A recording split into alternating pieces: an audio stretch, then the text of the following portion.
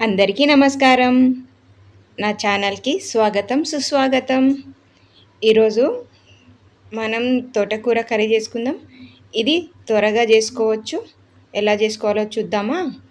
ముందుగా స్టవ్ మీద ప్యాన్ పెట్టి ఆయిల్ పోసుకుందాం.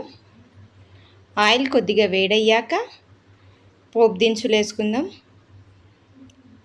పోపు దినుసులు లైట్‌గా వేగాక అందులో మనం కొంచెం కరివేపాకు, ఎండుమిరపకాయలు వేసి దోరగా వేయించాలి.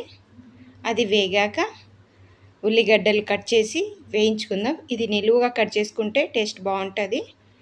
తర్వాత కొద్దిగా పచ్చిమిర్చి, కొద్దిగా సాల్ట్ వేసి వేగాక పసుపు, కొంచెం ఇంగువ, అది వేగాక మనం ముందే కడిగి పెట్టుకున్న తోటకూర వేసి కలిపేసుకుందాం.